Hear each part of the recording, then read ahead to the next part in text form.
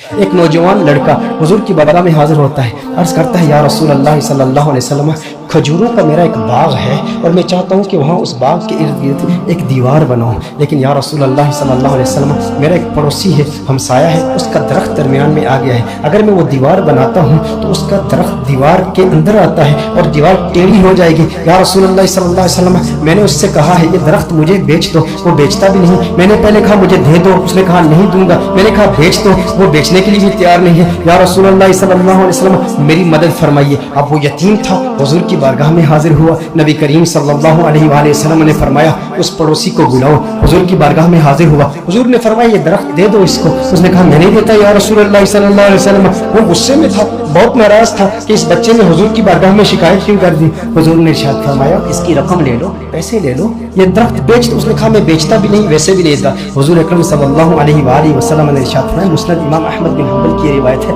میرے آقا صلی اللہ علیہ وآلہ وسلم نے ارشاد فرمایا اچھا ایسا کرو کہ یہ درخت تم اس کی قیمت بھی لے لو اور اس درخت کے بدلے جنت میں ایک ایسا درخت ہوگا کہ جس کا سایہ اتنا طویل ہوگا کہ اس کے نیچے اگر 100 سال تک ایک سوار اگر سواری کرتا رہے تو اتنی طوالت ہے اس کی، اتنا سایہ ہے اس کا، وہ درخت جنت کا بھی لے لو، اس نے کہا یا رسول اللہ صلی اللہ علیہ وسلم میں قبول نہیں کرتا۔ اب وہاں پر صحابہ کرام علیہم رضوان موجود ہیں، حضرت سیدنا ابو الدحداء رضی اللہ تعالی عنہ صحابی رسول موجود ہیں، عرض کرتے ہیں یا رسول اللہ صلی اللہ علیہ وسلم آقا اگر یہ درخت میں کسی طریقے سے اس سے خرید کر اس یتیم کو دے دوں تو کیا یہ آپشن میرے لیے بھی اوپن ہے کہ جنت میں مجھے بھی وہ درخت مل جائے گا؟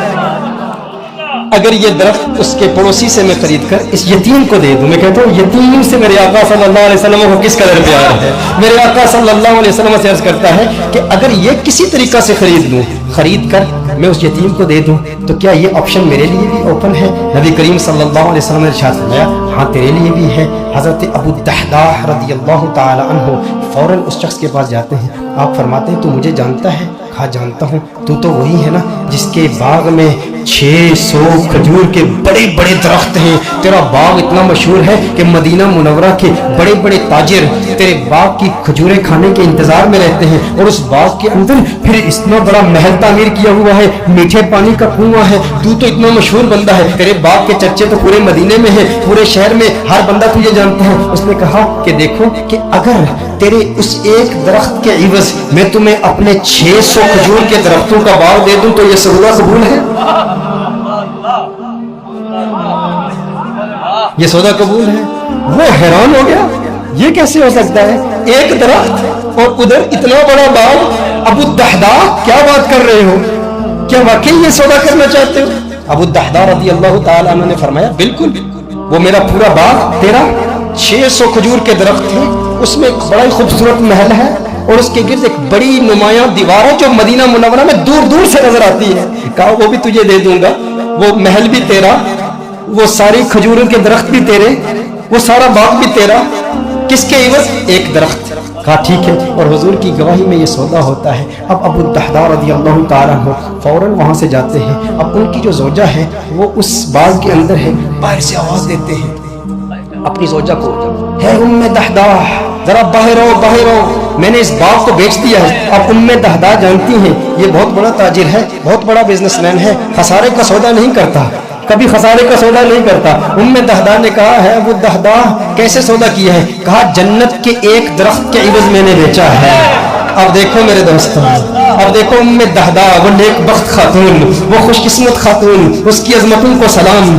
آج آپ سوچیں کہ اگر آپ کی بیوی ہوتی اور آپ اپنے گھر جاتے اور اپنی بیوی سے کہتے ارے سنتی ہو باہر آ جاؤ باہر آ جاؤ، گھر سے باہر نکلو، یہ گھر اللہ کی راہ میں دے دیا ہے، وہ کہتی ارے ابھی تو یہ نیا ٹی وی رکھا ہے، ابھی کچھ زیورات رکھے، زیورات تو نکالنے دو، ارے نادان انسان تو نے کیا کیا، گھر ہی اللہ کی راہ میں دے دیا۔ ابو الدحداء رضی اللہ تعالیٰ عنہ نے باہر سے آواز دی، کہا ایک جنت کے درخت کے عوض۔ ام دحداء نے یہ بات سنی، کہا تو نے بڑے منافع کا سودا کیا ہے، بہت منافع کا سودا کیا ہے۔ ام دحداء فوراً اپنے بچوں کو پکڑ کے اس گھر سے باہر نکلتی ہے، باغ سے باہر نکلتی ہے، اب ننھے بچوں کے ہاتھ میں کچھ کھجوریں بھی ہیں، کھجوریں ان کے ہاتھ سے نکال کے کہتی ہیں اب یہ کھجوریں ہماری نہیں ہیں، میں نہیں چاہتی کہ کوئی ایک کھجور اللہ کے راہ میں دیے گئے مال سے میں اپنے جیب میں رکھ لوں، تو لے لے، کہیں اس کی وجہ سے جنت کے درخت میں ہمیں خسارہ نہ ہو، کہیں جنت کے درخت سے محروم نہ ہو جائے۔ ساری کھجوریں لے کر باغ کے اندر رکھ جاتی ہے۔ کہا کہ اس کا ایک ننھا بیٹا تھا، اس کے منہ میں ایک کھجور تھی، मुंह से खजूर निकाल कर फौरन बाग में रख दी। कहा अब इस पर हमारा कोई हक नहीं है, ये अल्लाह का माल है, अब हमने अल्लाह की राह में दे दिया है। अब इस पर उलमा के दो कौल हैं। एक मारूफ कौल की रोशनी में अर्ज करता हूँ कि अबू दहदा रज़ियल्लाहु ताला अन्हु के इस बाग के अलावा उनके पास और कोई बाग भी नहीं था, उनके पास और कोई दौलत भी नहीं थी, उनके पास और कोई माल भी नहीं था। लेकिन अबू दहदा रज़ियल्लाहु ताला अन्हु हुजूर की बारगाह में फिर हाजिर होते हैं, अर्ज करते हैं या रसूल अल्लाह सल्लल्लाहु अलैहि वसल्लम, आका ये सौदा पक्का है ना, आका ये सौदा पक्का है ना। नबी करीम सल्लल्लाहु अलैहि वसल्लम खुश हो जाते हैं और हुजूर खुश होकर फरमाते हैं कम मिन इज़्किन रदाहिन लि अबी दहदा फिल जन्नह, कम मिन इज़्किन रदाहिन लि अबी दहदा फिल जन्नह, कम मिन इज़्किन रदाहिन लि अबी दहदा फिल जन्नह। रावी कहता है हुजूर बार बार पढ़ ले, मुसलसल पढ़ ले, मुसलसल ये जुमले कह रहे हैं अबू दहदा तेरे लिए जन्नत में कितने दरख्तों की, कितनी टहनियों पे कितनी खजूरें, माला माल है तू। बार बार हुजूर इरशाद फरमा रहे बार बार यही जुमले। और दो रिवायात इसमें, दो मुख्तलिफ रिवायात में मुख्तलिफ अल्फाज है। कम मिन इज़्किन रदाहिन लि अबी दहदा फिल जन्नह। हुजूर अकरम सल्लल्लाहु अलैहि वसल्लम ने एक दूसरी रिवायत में फरमाया एक दरख्त के इवज एक दरख्त का सौदा किया था, अब तो तूने 600 दरख्त दे दिए तो जन्नत में 600 दरख्त तो कम से कम तुझे मिलेंगे ना।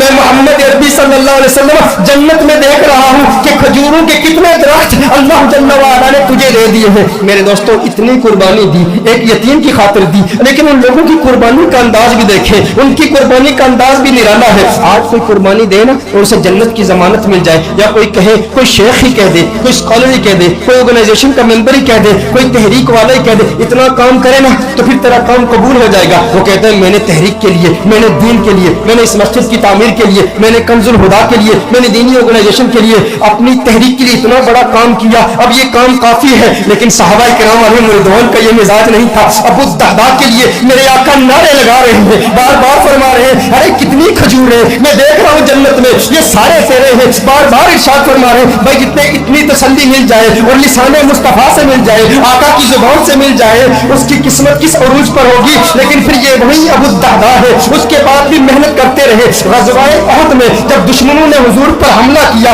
अबू दहदा अपने सीने पर उन तीरों को बर्दाश्त कर रहे हैं और मेरे आका के कदमों में शहीद हो जाते हैं। और ग़ज़वाए उहद के बाद मेरे आका ने तलाश किया, कहा मेरा अबू दहदा मुझे दिखाओ। अरे वो खजूरों वाला मेरे आका अबू दहदा को देखते हैं और देख के मुस्कुराते हैं और मुस्कुरा के फिर फरमाते हैं कम मिन इज़्किन रदाहिन लि अबी दहदा फिल जन्नह।